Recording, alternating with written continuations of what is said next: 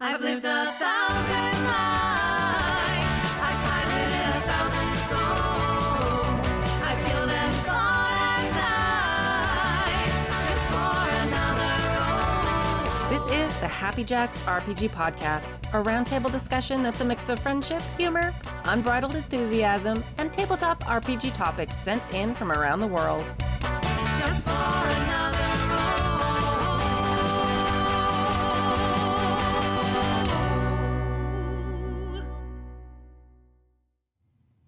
Hello and welcome to Season 30, Episode 8 of Happy Jacks RPG Podcast. My name is Kimmy. I'm Clara. I'm Stork. Seamless as always.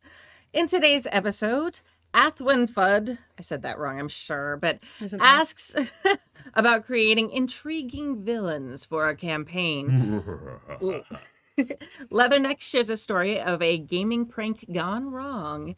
And Andreas in Sweden shares a GMing mistake and asks if we have similar stories. If you'd like to contribute a question or story to the show, you can email us at happyjacksrpg@gmail.com. That is happyjacksrpg@gmail.com. It was so like disc jockey. Everybody says that now. Every week they're like, that's your like radio voice. It's the repetition for me. Oh, yeah. It works. That's why they do it. Yeah. All right. Announcements. JackerCon is coming up July 22nd through 25th. Mark it on your calendars. You can also go to happyjacks.org/JC for more information, for the safety rules that we have, and for the link to join the Discord. The JackerCon Discord is already open. You can go and join now. And games are just sort of starting to get organized. We're kind of like rearranging how the channels in there are set up. But you can absolutely go join right now. And you can even submit games. We have a few games there. Not a lot yet. We're still kind of working out how it's all going to go. But if you have a great idea and you want to run a game at a specific time, go do it now. Grab that spot. It's also just fun to watch, too. We also like viewers watching, so if you can't commit, watch it. Right? Well, we're not streaming the games. Oh, never mind. I mean, I guess we could. But if you want to join the Discord, I've lurked and watched. Yeah. But we generally have the problem of having more GMs than players for our online cons. It's a very Happy Jacks thing. Yeah. So if you want to just go and play, you do not have to feel pressure to like run a game. We're going to have enough games. But if you want to just go play, sign up, enjoy yourself, it'll be fantastic. But I want low stakes way to GM. Do it. I mean, that's also a really good way to do it. Yeah. And they will just be thrilled to play with like, oh my God, I loved you in that AP. No. I mean, I you know what? People can prove me wrong. They will. That's now my goal, is to get you to GM something for JackerCon. I just played a game that I'm like, oh, I would run this. I would run this as a one shot. Nice. What was it? Good Dogs of Chernobyl, over on Live Action Roleplays channel yesterday. This really adorable game by Ninth Level Games, and you play dogs who live in the Chernobyl exclusion zone, and you fight eldritch horrors, and that's Okay, there's another similar game called Cat. Yes. Where you played a cat and you protected your humans from eldritch horrors. Because like cats live between worlds and they're able to see what these stupid humans can't. Yeah. You play cat, because why wouldn't you? Because you could play dogs. That's the ultimate. Apparently it's got this really beautiful, like, in-depth world to go with it and stuff, so, like world building, so. I wonder if it's the same people, because it sounds remarkably similar to Cat. It would be very funny if it was. But yeah, I'm obsessed. Like, yeah. I actually cried in the game yesterday. Like, real emotions in this dumb dog game. I mean, sometimes, like, little indie games that are just, like, perfectly dialed in on one thing can just, like, hit chords so perfectly. Yeah. Especially when you're not trying to do everything. If you just do one story super well, it can be amazing. Yeah. Sorry, that was a complete tangent from what we were talking about from the show. It's very applicable Have to you watched JackerCon. the show? Yeah, good point. Listen, this is my first time in the Kimmy studio. I know. I'm It's nice. excited. I get excited every time like a new person's here. I'm like, I can touch the You walls. get to see the DM. yeah. I'm very excited. We can look at each other without like craning our neck. Yeah. Crazy. And my daughter gets to pick the color every week, and it's just like, There we go. yeah. I mean, you can pick the color if you really wanted to. Fight a toddler for it. I'm not Fine. gonna fight a toddler. They fight dirty. She would. Seen baby nails, just like They're weird. I don't know how they're so sharp. They're super sharp.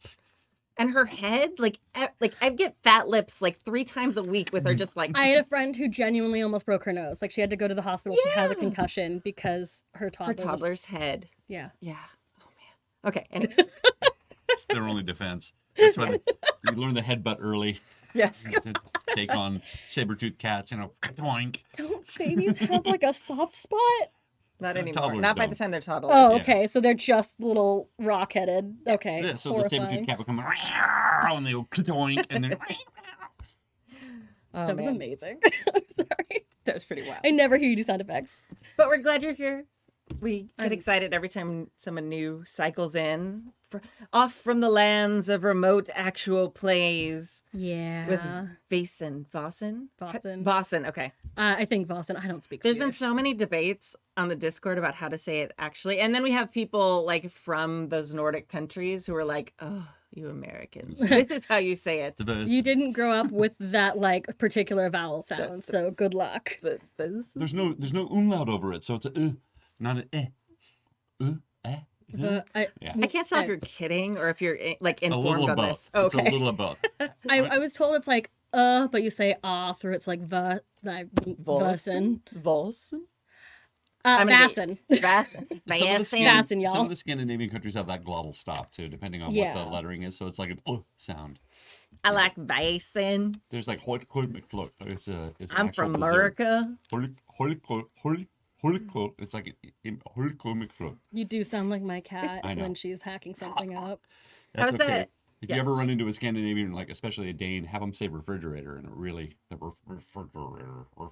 That's my new goal for JackerCon Someone now. Send me that audio. The audio of that. to make a Scandinavian say refrigerator. Yes. So how's that AP going though? It's really fun. I've a lot of big swings from pretty much everyone at this point. And I'm loving it. It's just the right amount of dark. And like all horror games, we cannot keep that tone.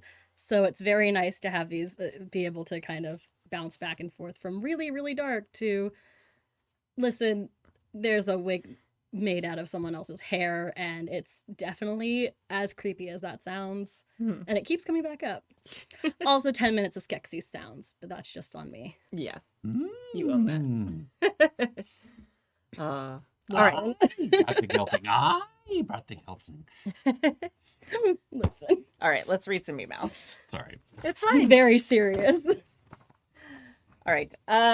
Mailbag number 1. Who wants to read it? I'm actually going to read. I want to read the horror story. so- Okay. I'll read the first one then. Cool.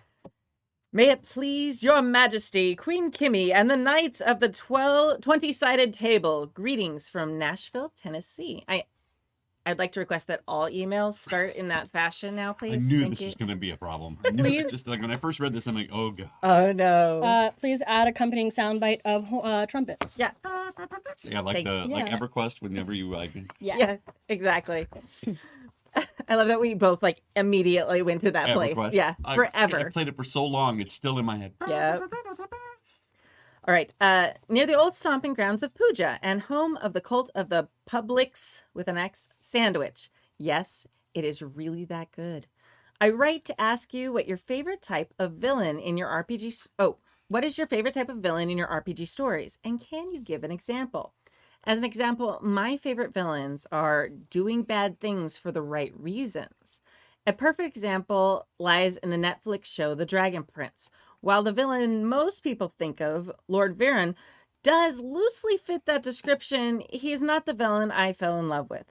Claudia's character arc pulls at my heart, and she has me so invested in her story, almost more than any of the protagonists. Spoilers. So, spoiler warning for this. As a big brother with a little sister, in the latest season, when she pleads with Soren not to make her choose, I almost shed a tear. And then the scene after the battle, seeing her with Lord Viren hurt, it is easy to see her kindness, loyalty, and intellect throughout the show, and to see those virtues twisted to evil use. Words cannot even express how much I am invested into it. Due to real life, I have not participated in tabletop RPGs since the time of Bill Clinton and George W. Bush. This show and the actual plays scratch that itch, and I thank all of you. Back on topic. Have you, as a GM, used your favorite villain type in-game? Thank you.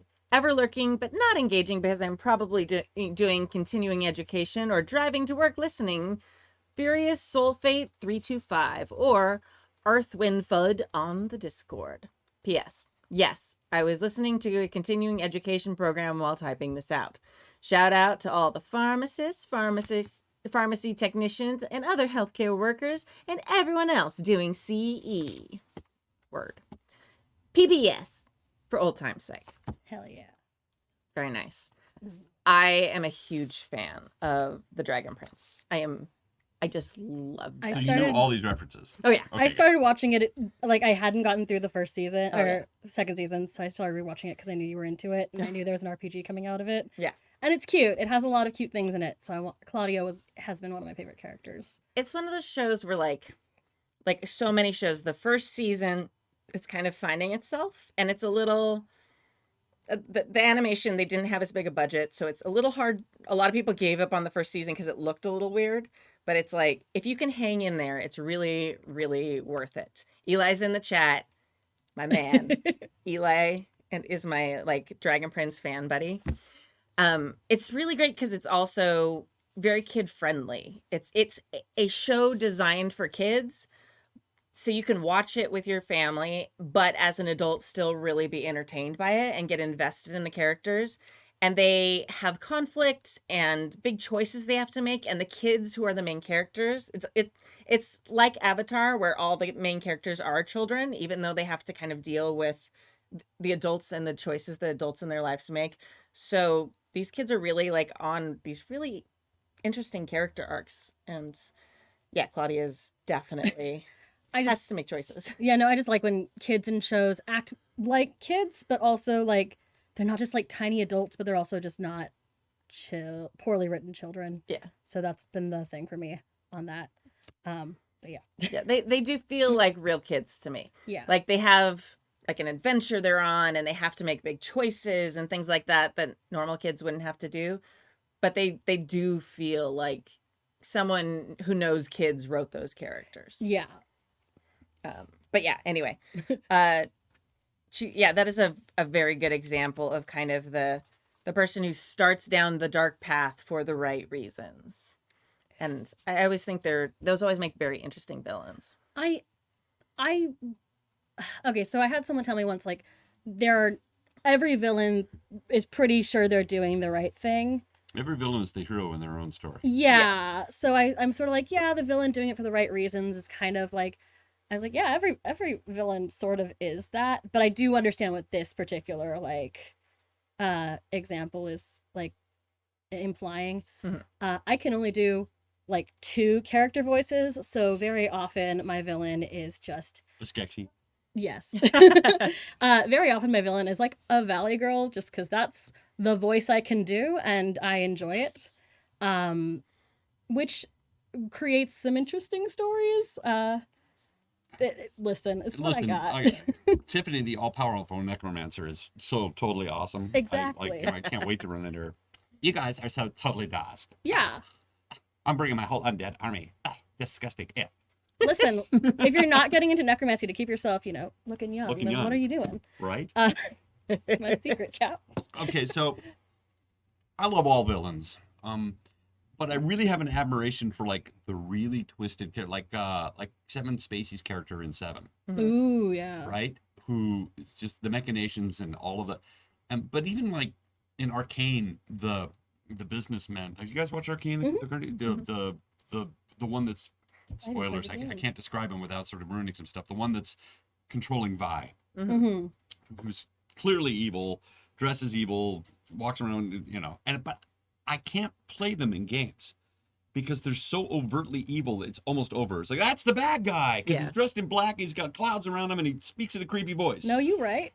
And so I end up, when I'm running them in games, I tend to subvert the trope a bit. Mm-hmm. So it's usually somebody who's sort of by nature, like I did a I always bring this up, the freak show in the Fey realm, and Puck was sort of the main villain, right? But he was only doing it because he had control of the Autumn Court for a brief amount of time before Mab came in, and so that Mab was the Deus Machina and kicked Puck out and said, "I apologize.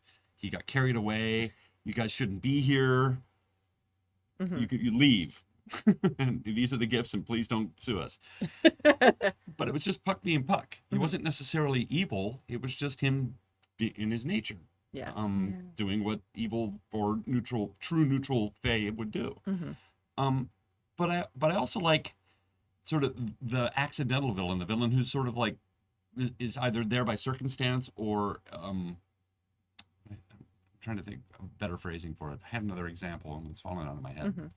It'll come to me in a minute. But again, because mostly sympathetic villains, like when you finally get them, you're like, oh, you had reasons, you had good reasons. Oh no, for you doing had a what kid, you like did, yeah. And again, because it kind of subverts the trope, and I can't play. It's like if Darth Vader shows up in your game, you're gonna attack him immediately. There's no, you know who he is.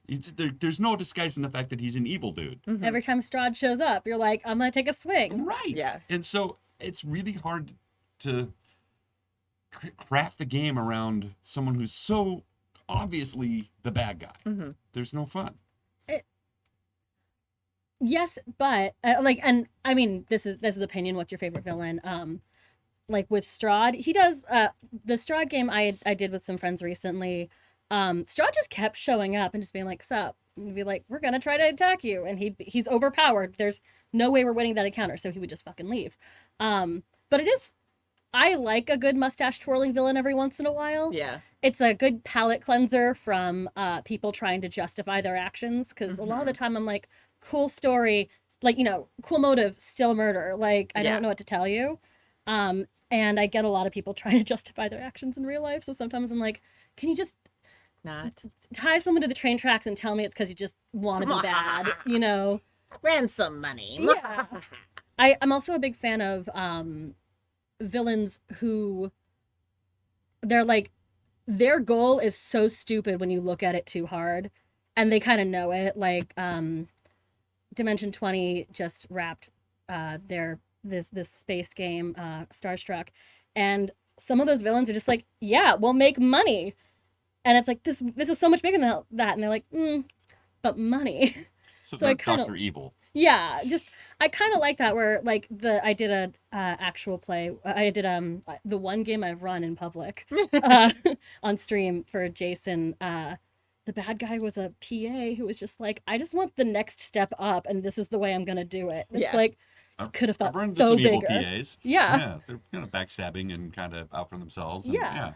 Greed and money is the most realistic motivation for any villain. Like, Yeah. literally most of the evil people in the world, like a large percentage of them, you could be like, oh, you're just greedy as fuck. Okay. Yeah, and my escapist fantasy is that I can do anything about it. Yeah, exactly. I think my favorite trope is the understated, like, super powerful bad guy.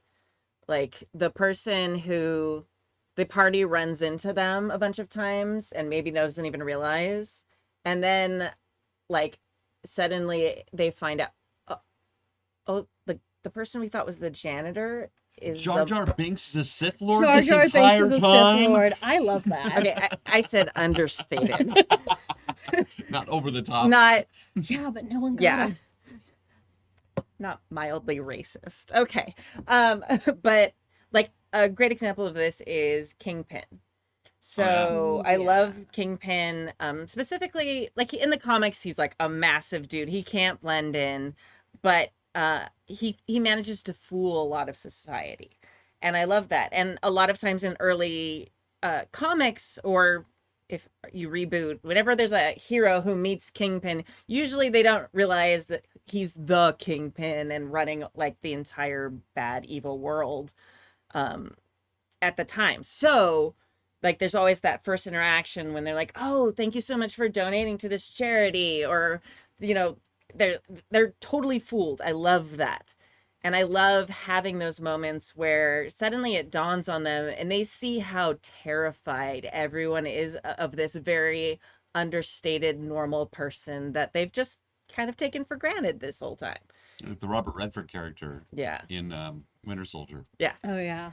Oh yeah. Yeah. And it's just like, the elderly grandfather sitting in the park and that they just keep walking by. And then suddenly they like, wait, what do you mean he's holding court in the park and paying off all these people and hitmen and, moving millions of dollars around the city while he feeds the pigeons? Like, Yeah, I think it pays off really nicely when you Yeah. get some, especially if you're doing it in a game and you've got like, oh, it's just the bartender. He's been here this whole time. And you're Yeah. like, oh no, shit. Yeah, he's you've been evil. dealing with all the minions, and you realize that when you finally get to the top, it's an old guy in the park who's like, "Well, you finally found me. yeah, What exactly. are you trying to do about it?" Yeah. And you I have love to, that. yeah, you have to be careful. You have to actually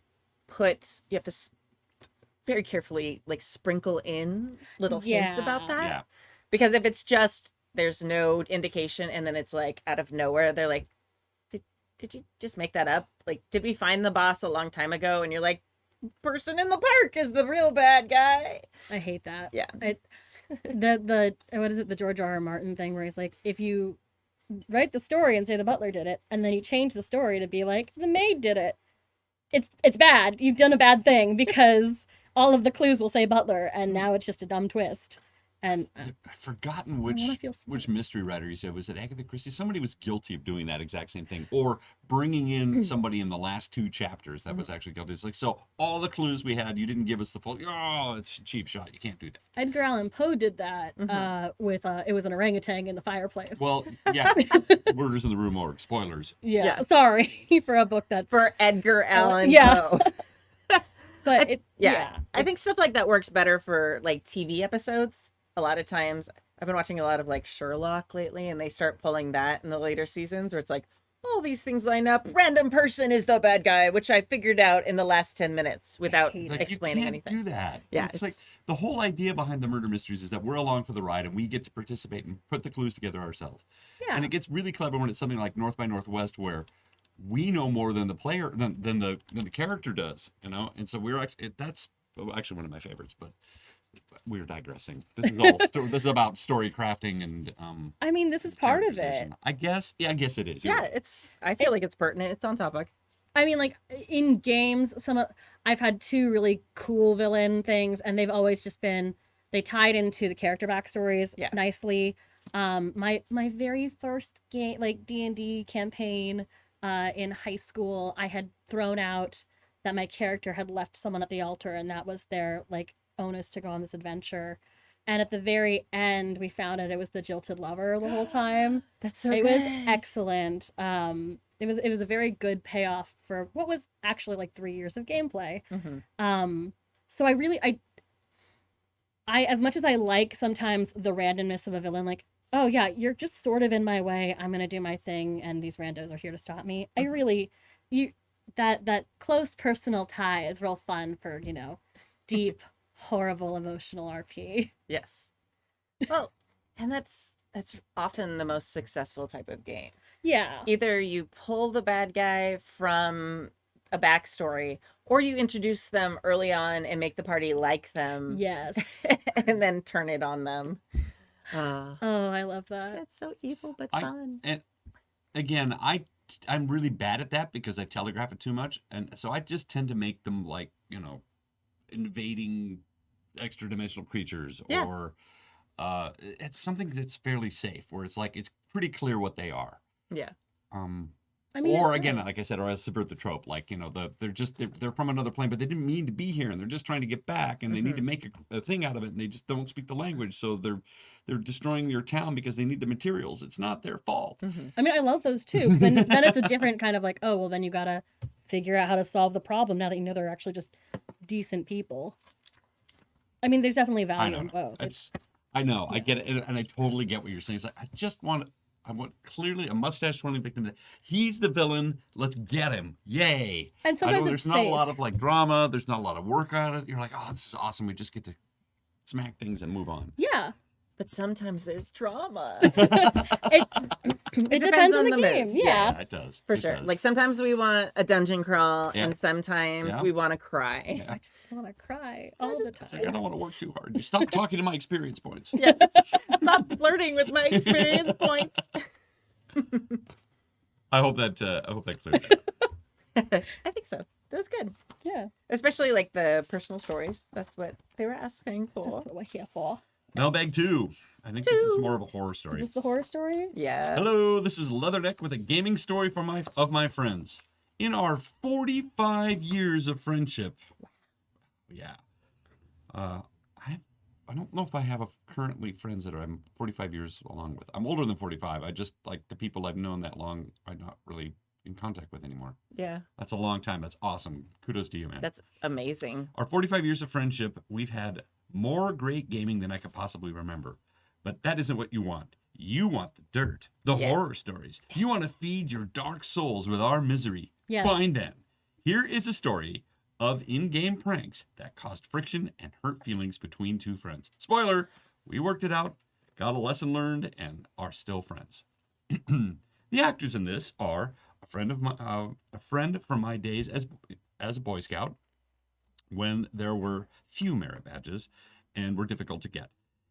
And the one is a guy with the effortless, natural charisma so many of us are lacking. The story played out over years, and the problem went under my GM radar until it wasn't. The prankster was former Boy Scouts, and the pranked was Mr. Charisma. These two were and are chummy away from the gaming table. Oh, okay. I had to navigate my way through that sentence. Their characteristics are pretty much connected at the hip, and the two guys always sit next to each other at the table. I guess as some sort of bonding, Boy Scout would have his character play in-game pranks on Mr. Charisma's character, and this went on for years over multiple campaigns and through several RPG systems. Early in my GMing, I established a no secrets at the table rule. I hope to prevent hurt feelings due to secrets and backstabbing. Thus, these pranks were planned and played out in full view of everyone, including Mr. Charisma, the prank's recipient. MC, I think Mr. Charisma is now MC, always played along and role-played being on the receiving end of the prank. These pranks were mostly harmless. Examples are boots filled with non-venomous scorpions, waking MC's character for watch immediately after FBS's former Boy Scout's character took watch, resulting in MC being awake for a double shift and suffering an exhaust level when shopping, causing failing bargaining rolls. That's actually pretty nefarious. The problem with pranksters is they need to ramp it up for bigger effects. FBS finally crossed the line with hiring skilled thieves to cut the MC's clothes loose and pantsed him in the middle of the square, then doused the character in dung. MC left the gaming table immediately, afterwards claiming a migraine coming on. Even though it was planned out in view of MC, it hit him very wrong. After the fact, I agreed with him and should have shut down the pranks a long time before. Of course, it didn't end there. Mr. Charisma devised a more severe prank to greatly embarrass former Boy Scout. Oh. I only allowed it to happen with the plans to have an immediate post-prank conversation about things going too far. You probably ask, why did I even allow the big finale prank to happen? MC needed something to salve his hurt machismo. And maybe I wasn't as immune to his charisma as I believed myself to be. 2 weeks after the... Go ahead. I was going to say possible. 2 weeks after the Hurt Feelings event, we had a next gaming session. To the whole table, MC ran the narrative for the prank without the GM input. At the end of it, former Boy Scout had hurt feelings too and felt he was personally attacked. Mr. Charisma faced his friend and they had a very serious discussion. It worked out, but no RPG that night. I pulled out Avalon Hill's Naval War as a simple and fun game that we had played so much. Our banter and laughter provided the best solve for everyone. Also, maybe we didn't learn the lesson too well. When I went up to help my wife, they tried to stack the deck against me, but somehow screwed up, and I had an overwhelming victory instead. The reveal of the failed cheating caused the loudest laughter. Now that I think about it, maybe someone purposely failed their cheat because that would be funnier. This is Leatherneck in West Michigan. Good gaming and good dice rolls. P.S. The final prank, this is the thing when I was reading this, I'm like, well, what was the prank? I want to know.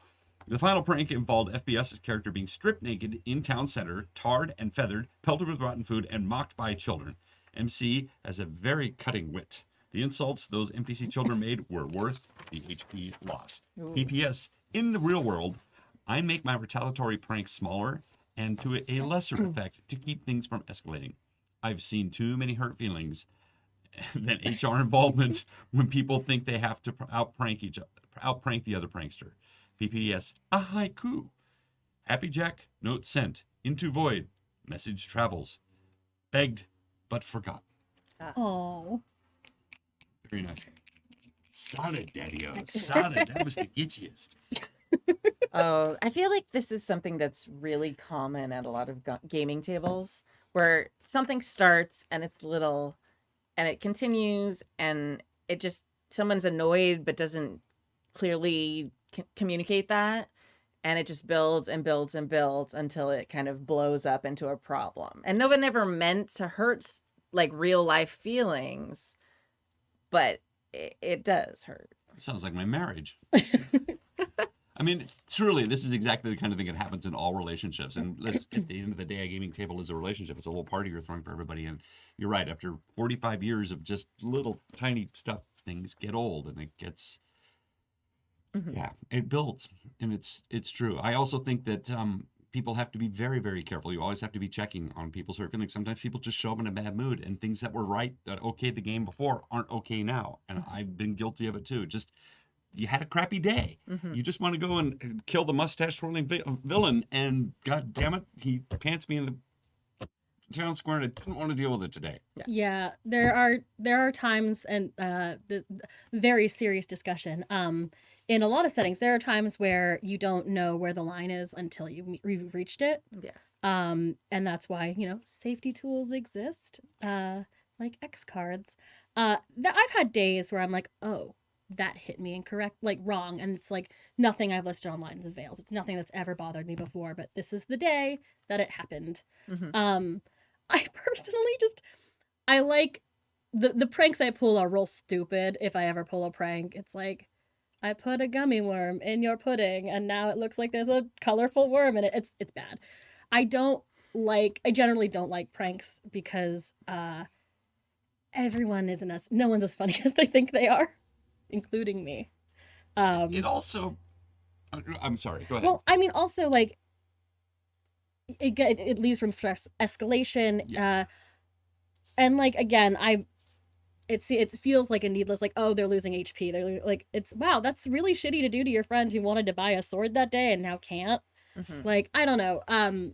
That's just me. Apparently this is where my party gets pooped. Yeah.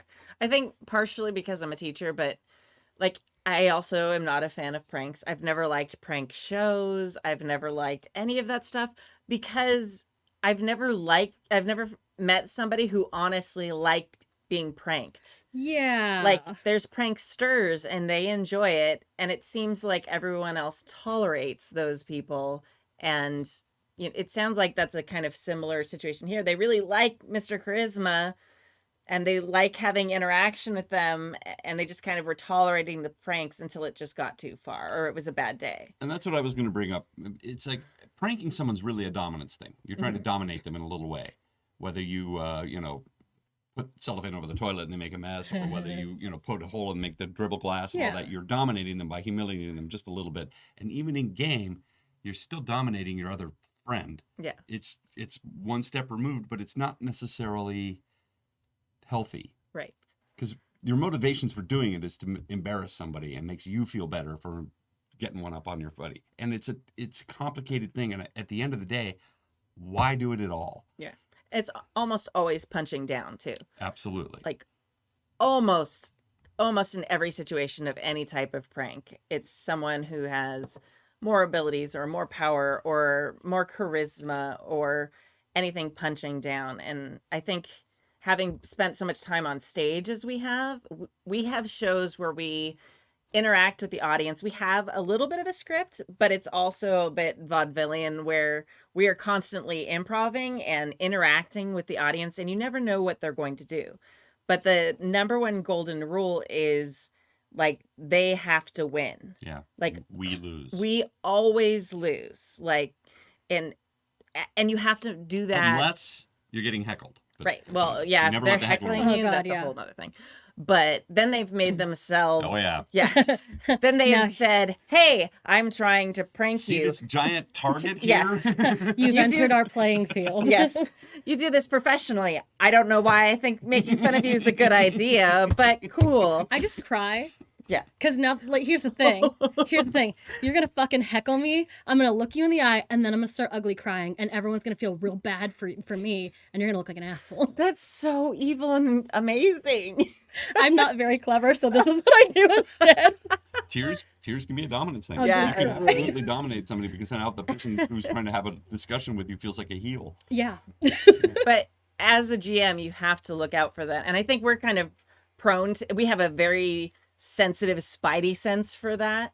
And a lot of people who haven't done like interactive improv with audiences haven't had that as finely tuned as we have. But you really have to make sure that everyone's winning. If anybody, if you're playing pranks, like you have to make sure that your character is also kind of on the losing end so that it can be fun for the other people. One of the reasons Jackass works is because they do it to themselves. Yes. Everyone's like, we signed up and agreed to do this for And some reason. and they're doing it to, like, Johnny Knoxville will walk into a bullpen blindfolded.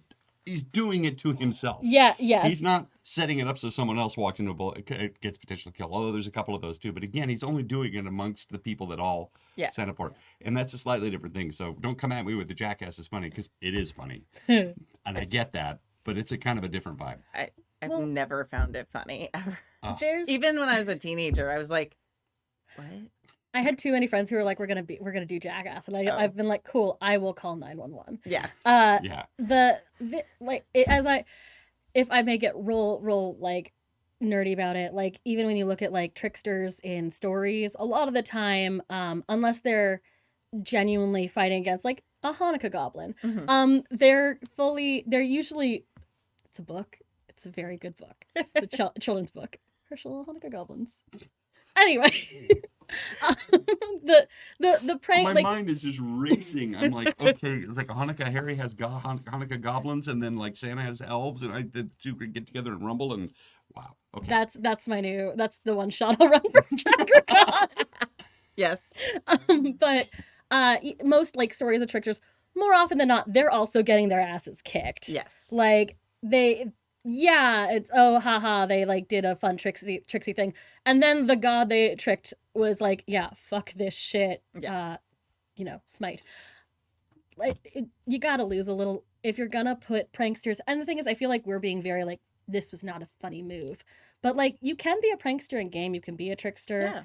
Yeah. I'm sure there's a lot of room for it, but like Kimmy said, and like Storkus said, it's about who wins, and like everyone has to win at some point. Yeah, if you're gonna play a Kender, which from Dragonlance novels, you're gonna play a Kender. I don't like them. I know, because they pickpocket the party, and they're kind of playing a Kender is fun for the player, but everybody else really wants to kill that person. Yeah. I wouldn't say that's a prankster though. I would say that's like they're doing it for different motivation. I guess. I would say like what you were saying earlier about Puck. Yeah. So if you like in Shakespeare, Midsummer Night's Dream, Puck is playing, jokes the whole time, so fun, but he gets his comeuppance in the end. Yeah. So if as a GM, if you have a character or a player who wants to do pranks like this, that's fine. I like that you did it all out in the open so everyone knew what was going to happen. I think that's vital, and that was a great call. But I think you also, as you're planning that, like you have to keep there like some balance. Like, okay, cool, you can do that, but what later on is going to happen because of this that kind of brings it back as a negative thing for you? Like, oh, there was an amazing thing you could have gotten at that shop. Too bad. Like now your friend wasn't able to buy there, so there's a little bit of a blowback on you too. I don't know. It is tricky because these two were getting along so well. They sit next to each other and they okay, and so it's like they completely work it out together. And I get it as a GM. You're like, well, they're having fun. I've got a bunch of stat blocks I got to memorize and look at, and they're clearly having fun, so it's not a problem. And then later on, you realize it's escalated. I get this. It's tricky to like interpret your players' moods, even at the best of times. You've got a lot on your mind. And everything was going well for 45 years until suddenly it wasn't. It's hard to read the room. I mean, all the time. And I just, unless it's a small prank here and there, I just would like to put the kibosh on it. Like, nope, we're all trying to get along here. So what you're doing is not helping with party cohesiveness. Stop it. Or like Claire said earlier, safety tools. Yeah. Like if you're going to Yeah. have this happen, it has to be part of your game. Lines and veils, but especially an X card or something of that nature where if they get pantsed in the square, they're going to be like, X, no, I don't want that to happen. I'm not comfortable with that happening today. Yeah. And I say that as a teacher who had to deal with a pantsing incident Oh, earlier this no. week. And it's not funny. No, like, that's years of therapy. It's Jeez. very hard Oh, and it is. humiliating. Oh, you're and- right. Yeah, and in some circles, it's like a lot of people, like I feel like it's in some ways a sexual assault, and we treat it like that at school now. So it is. Yeah. So it's a big deal, and I think there's a little bit of a gap in how people who've never really interacted with that and have only seen it on like sitcoms and stuff, and the actual reality of that, and the possibility of someone having had that actually happen to them and having that very real, visceral, embarrassing, humiliating, lingering feeling from it, even decades later. It's a traumatizing thing that is often made light of on TV and in stories. However, pantsing, obviously, we've just discussed years of therapy. I'm a huge fan of like the Casanova run where it's the like, I haven't put all my clothes on yet, but I have to go somewhere. I don't know why. That's a fun trope for me. I don't know why it also just, it's like, how can I get a character naked in the square? This is how. Sorry, you look so confused. Well, because now we're going But- into like exhibitionist territory, and that's a whole other thing. But Listen, that's- I come from a like the whole comedian Lady background. Godiva kind of owning it, but that's a whole different thing. I Well, will say, It's also like you being foolish for yourself. yeah, like you Mm. fucked up and now you've got to go, now you're paying for it. That's very funny. Yeah, I find that very funny. Yeah. Like coming down to mismatched socks or pulling your pants on as you're like, wait, yeah. Yeah, I love guess, that. But that's yeah. I would say like also if you want to like have pranksters in game, etc., give your players I'm gonna say a Dingleberg, but I don't know what that's a reference to. My brain just came up with it and it didn't. It's from something. Give your players, and it could be the villain they don't know about yet. Give them someone who just sucks, and then have them. Are you looking it up now? I don't know. I've never heard that. Is it? What a Dingleberg? I guess I just the name that came up in my brain. No. A Dingleberry? Oh, No, don't Google don't do that. That's that. a whole different thing. Okay. But like give your players, you can totally give your players like it's the tax collector that we've been or like, you know, it's the health inspector that we pissed off once and he keeps showing up, so we just keep pranking him and then we leave town again because, you know, that I enjoy that stuff. Erica Odd in the chat room says it's from Fairly Odd Parents. Thank you. I believe that. I don't recall enough of Fairly Odd Parents to be like, yes. That's in my head now. yeah. Fairly odd parents. Yeah. Such a good song. Another safety tool, X card's a great general use for things. If you're actually going to have things like this in a game where you realize you're kind of like towing that line of where people might be upset, a great tool to use is script change, which is like X card on steroids. So you basically have a rewind, a pause, and a fast forward button that you tap, just like the X card. You can do it a lot of different ways, but basically like rewind means you take the game back to before the uncomfortable content happened. So it's like you tap that and you're like, oh, we go back and we redo the scene. So we pause basically means it stops the scene.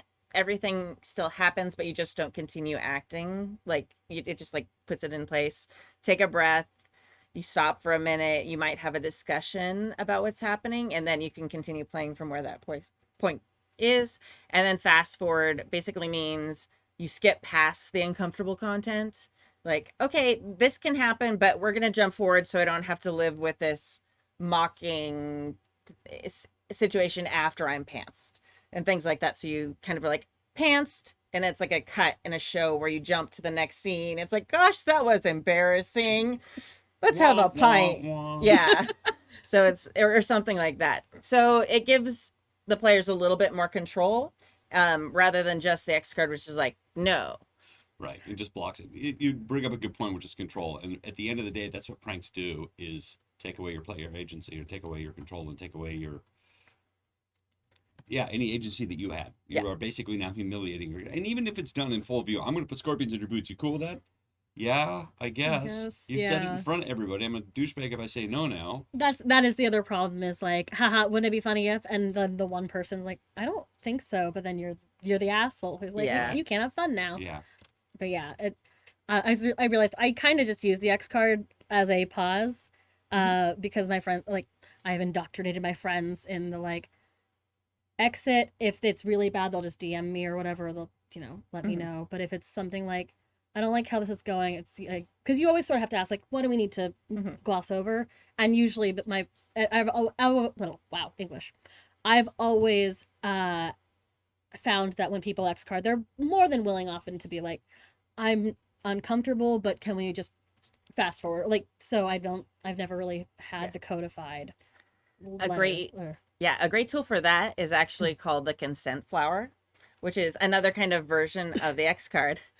I love safety tools. I'm looking actually at my website where I have like a whole list of them because that way I can make sure I say it all right. So the consent flower basically, and it's called a consent flower, but basically you have 3 cards. You have a red card, a yellow card, and a green The card. stoplight system, yeah. Exactly. So it originally started as like the consent flower and it was like petals, but most people just do like a stoplight or just different color cards or a plus sign and just blank card and a minus sign. There's lots of different ways to do it. Consent flowers. Everything- It sounds like an Asian musical, doesn't it? It does sound like consent flower does sound like a tea that you would get by white people who like lived a year in India. Yeah. I was gonna say everything I've learned about safe gameplay it just comes from BDSM.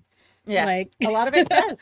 But basically the green card means like, hey, I'm comfortable in this scene. We can go deeper into it. Go harder on it. Going back to the BDSM. listen. It is. Yellow means, okay, like I'm comfortable and it can continue at its like current intensity. And then the red is like, let's pull back immediately. Let's like chill out. Let's do something else. So Yeah. yeah. So that's a good one to use, especially for like romantic games and things of that nature. It is better than shouting out your safe word, I guess, for everybody to I mean, that's kind of what the X card is. Yeah, the X card does the same thing. Yeah. kinda. Yeah. avocado. I kept a list. Oh, right, that's your. Oh, sorry. Now I'm hungry. Cool guacamole. Yes, the overlap. I'm making light of it. I'm not. It is a serious thing. I'm Yeah, sorry. no, you're right though. Please don't Yeah. come at me for that. No. What I do. I am 90% sure that the overlap between gamers and like that community, the king community, is just a stack of pancakes. Absolutely. Absolutely. Yeah, Flapjacks. A lot of it. flapjacks. Yeah. Uh, Especially when you start talking about like the LARP community where a lot of these safety tools originated. Yes. Yeah. I was gonna say the other thing is like, as I've mentioned multiple times on Happy Jack shows, I LARP now, and I'm real cool, guys. How come you got all robotic? When you I do don't it? know, Like, this are is you how like I- in a robot This is what I do when I'm uncomfortable, I guess. I feel like you were like pointing, like doing a corset bodice, like costume movement. Yeah, I do a don't have a robot good- LARP now, though. I want Robot like everybody's LARP. like, You can do that. That is a thing you can do. You But can do anything. yeah, like because I've seen a lot of like the feelings are real even if the stories are made up. Because your brain doesn't know the difference. That's why we watch a lot of horror movies. It's very cathartic for people. Not me, but some people out there. And there's you gotta be able to be like, cool, I need some reality because my brain has not registered that I am not dead. Yeah. So yeah, I've talked about that too.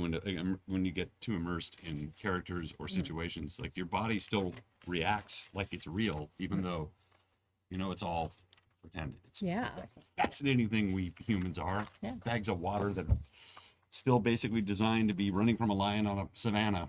Yeah. Yeah.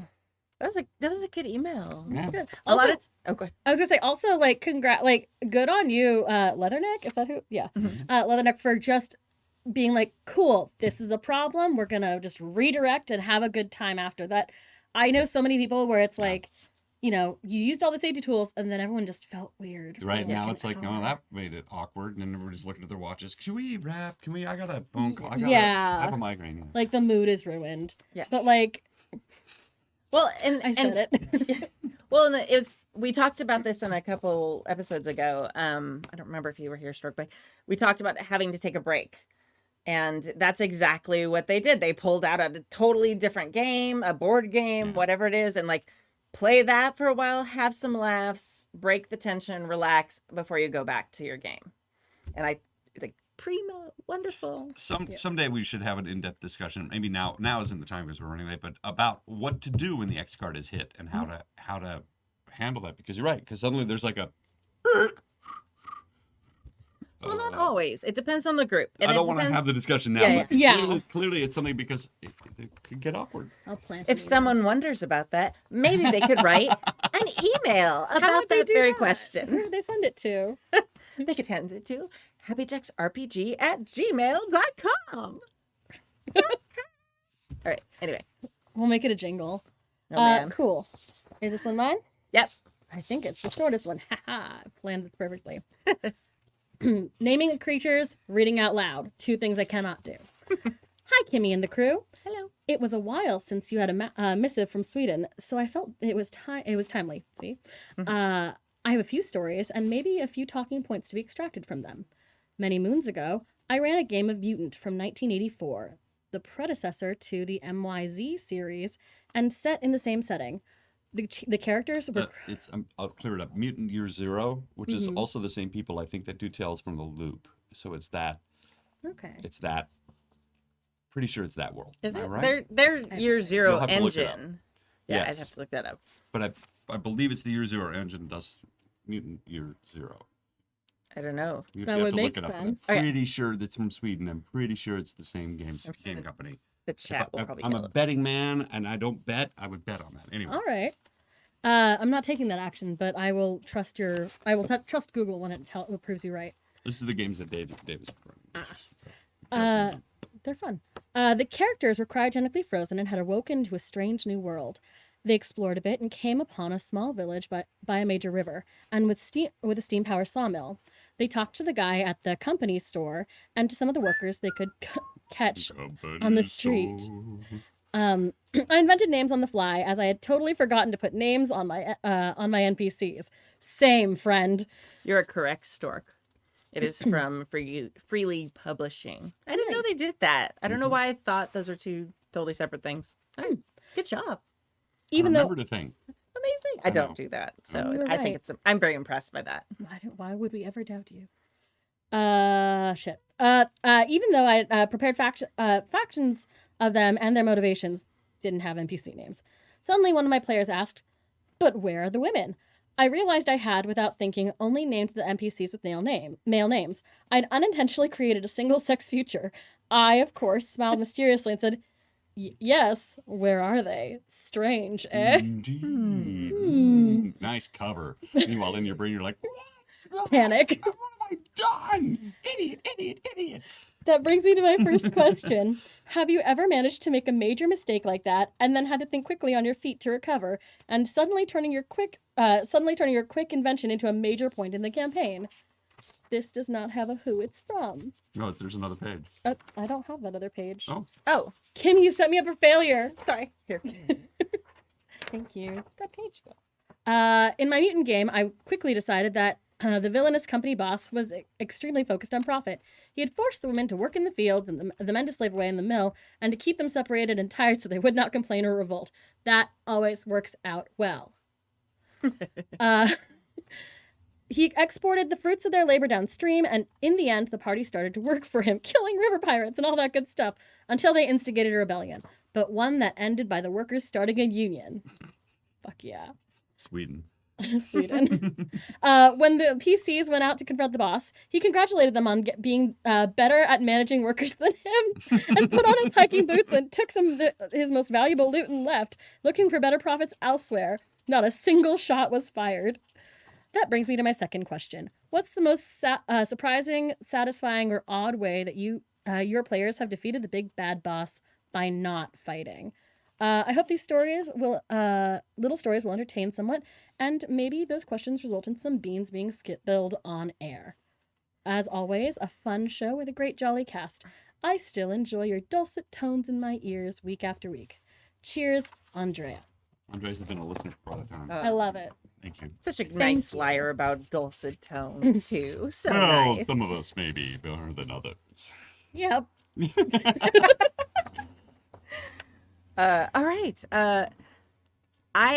I have absolutely done this, and most notably, Stu has done this when we were doing our recent Call of Cthulhu game, and literally, like, he kept using the name Abigail for all the NPCs. We finally, by like the third Abigail, it just became a joke, and he leaned into it. But it was like, Abigail, and he's like, yeah, this is Abigail so and so, and we're like, is she related to the other Abigail? And he just kind of like, damn it.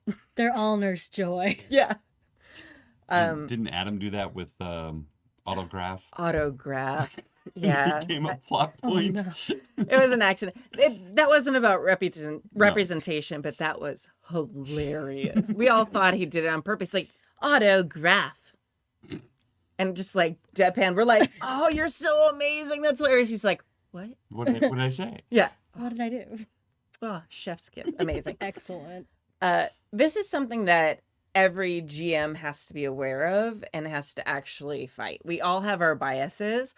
I tend to populate my worlds with a lot of badass women. I have to be careful about having other types of characters in my worlds. Oh no, don't throw me in that briar patch.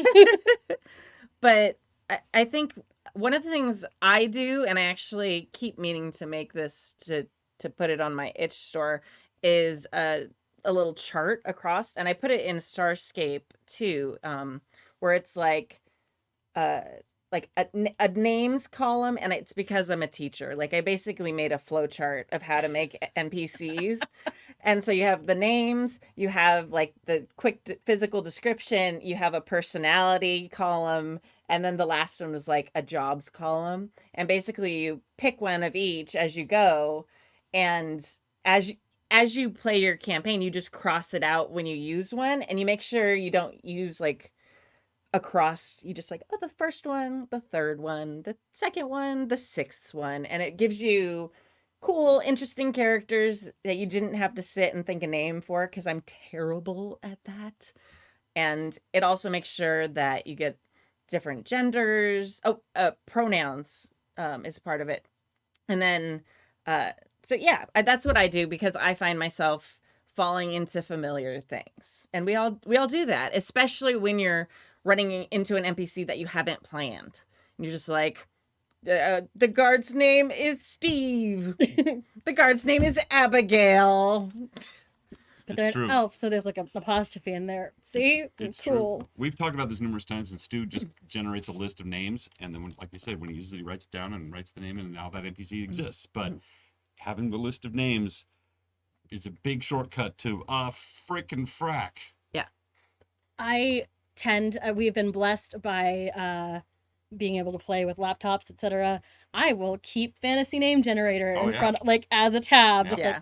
Like, I don't think there's anything wrong with that. I really don't. Yeah. Not at all. It's just one more tool that, because you've got enough to deal with. You're trying to read the room, make sure the prankster isn't pissing anybody off. You're trying to, make sure that you're following the rules correctly, so not everybody's read it, and keeping track of like all the other monsters and stats. Really, and I got to come up with another name? Yeah. Well, and it's more than just names. Like, it's important that we don't just default, because a lot of us, especially those of us who are white, tend to default to that mindset where we don't describe characters who are white because that's our default, but then we tend to only describe the people of color in our games. And so it sets them up as other. And a lot of times we don't specify with NPCs, which then automatically codes them as white, which is like the norm for a lot of us. So it's really important as we are creating NPCs that we are thinking of that and making sure that we have that diversity, whatever it is, in whatever setting you're using.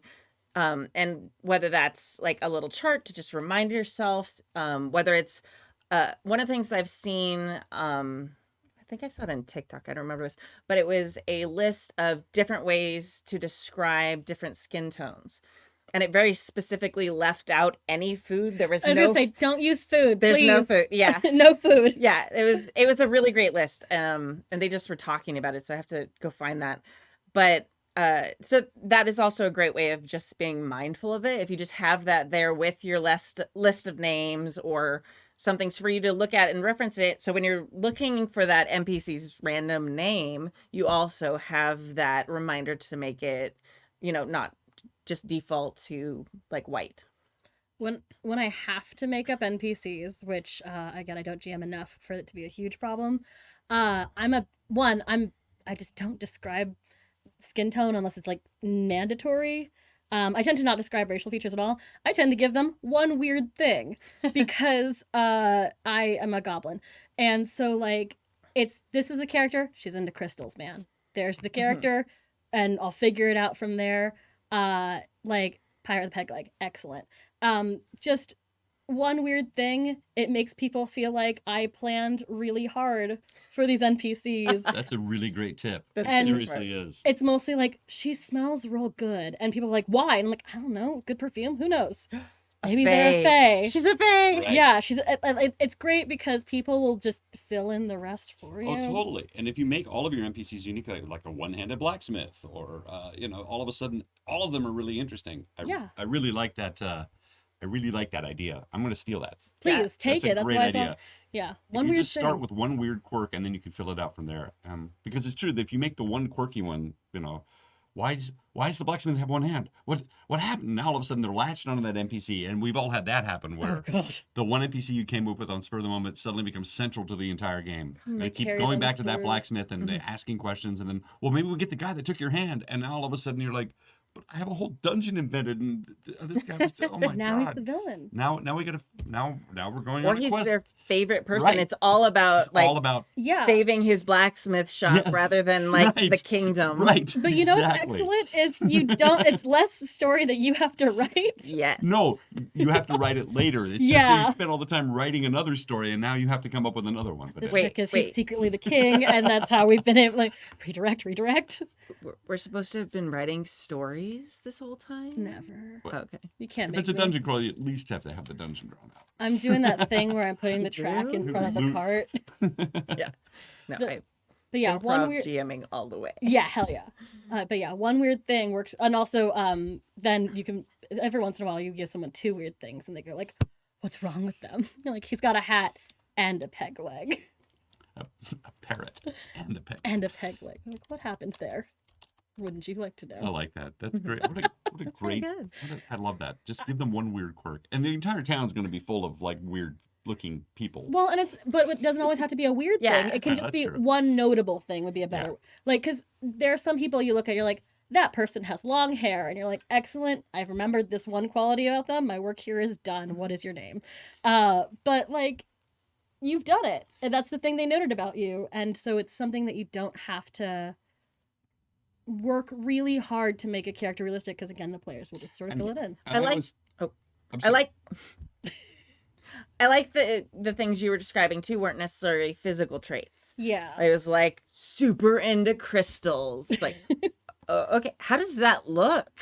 Like, or she smells good. Okay, why? So it's not something that they just like visually see. It like gives a little bit more of like roundedness than just describing an NPC. Like in a video game walking by, you'd be like, that's what that NPC looks like. I'm a huge fan of when you describe a scene, avoiding like going through as many sentences as you can before you get to visual. So I'm one of those. This That's is acting weird. class right there. I know this That's- is no, weird it's for excellent. Well, so my character in Vossen is allergic to Vossen, and so there's a lot of sniffing things. I love that. But I always tend to start with like, it smells clean in here or whatever, just because it sets the mood so well. Mhm. I just like when people describe how things smell. I I brought that sound up a couple crazy. of times. It's something. It's a sense that we always overlook, Mhm. but I try to use it all the time too. Like Yeah. when I did the Fey realm, it's like it smells like freshly burned Mm-hmm. fields or whatever. It's just like chocolatey smelling. The wind, so it's cold, and people are like, "You're there." Yeah. It's a good time to bring up the thing that I talk about all the time. And it's an acting exercise, which is the animal forms I use whenever you have an NPC. It's like, he's a rat, and all of a sudden you can take on all the characteristics of a rat without having to spend a lot of time writing out he's very ratty, mousy his hair. If you just say rat, bam, you can do now. You have a voice, you have a look, you have characteristics, you have motivation, all in one word. Mhm. Um, And then your work here is and my done. work here is done. I think- Yeah. It's so interesting that you gave that to your character because I feel like as someone who suffers from terrible allergies and is literally allergic to everything in the world, not everything, but every plant in Southern California, I am allergic to. I'm so sorry. Legit. And every mammal on the planet, to some extent, I'm allergic to, including a boyfriend once, but that's a whole other thing. But Follow-up questions. I would get rashes. It's very awkward. But but like that would just be the worst thing, to be allergic to the thing you were fighting. Well, yes, that is the point. I just like it like the puffy eyes and the sniffing while you're trying to like be in battle. Like You play role-playing games to escape from your when I you're know. not like, I don't want to like have to role-play this out in my free time. I would never pick that as a disad for any character ever. I don't care how many points. It's Well, like wish it on anybody. it's like being it's like playing hot or cold though, because as your allergies get worse, you know you're getting towards the bad thing. For sure. It comes from what a weird tangent. It comes from a Call of Cthulhu game that I played where I did so well on my sanity rolls that my character was just missing everything, and it was very Velma because she was like very nerdy. So glasses. she would just drop her glasses, and that would be how she missed all of the Eldritch Terror. It's like, hold on, I gotta grab my glasses. Wow. So I just funny. like my allergies. It's so bad in here. I can't see the thing. My eyes are so puffy. It's not bad. Yeah. What is amazing. it? Just tell me where to hit. But yeah, and there you go. The person is weirdly allergic to adventurers. Like, it's the one notable thing. Yeah. Since Rather we've been than just talking so weird. much about this game, when can people watch this game? Mondays here on Happy Jack's RPG podcast Twitch stream, except for next Monday. We are dark because it is Labor Day. Yes. You can also listen to it. It's on our actual play feed. So if you check out happyjacks.org, it's there as well. If you'd rather have it in your auditory senses only rather than watching it. And there's links to the Twitch and the YouTube channel where it's all there too. The YouTube channel is just fun because every once in a while someone delivers me shaved ice, and it always rises from the floor. It's real stupid. All right. Anyway, I think we're confused. good. Yeah. Okay. I'll tell you when you're older. Yeah. All right. All right. Thank you for joining us for season 30, episode 8 of Happy Jack's RPG podcast. My name is Kimmy. You can find me at Golden Lasso Girl pretty much everywhere except on Twitch because that name was gone. Golden Lasso RPGs is what I'm there. Sorry. All right. Someone stole your thing. They did. They stole it. And there's not even an account. It's not even a profile. Just taken. Sometimes people do that. They like sit on it so that you'll like ransom it. It's a thing. It happens. I'm Clara. You can find me all over the internet as clearly_golden. Unless you're into mermaids, in which case I'm on Instagram as mermaid_clarity. I'm here every Monday. Eventually, Queen's Court Games actual play of Vampire 5e will pick up with season 2 of the All Night Society, and I will be over there doing La Sombre goodness. Yay. I'm Stork. You can find me here. All right. We're going to leave you with the song. Tonight, we're going to leave you with Drink This Pub Dry by a band called The Merry Wives of Windsor to celebrate the end of Ren Fair. We're leaving you with the song, and you can find them at mwow.net. Thank you all. We'll see you later. Bye. Thank you. Bye.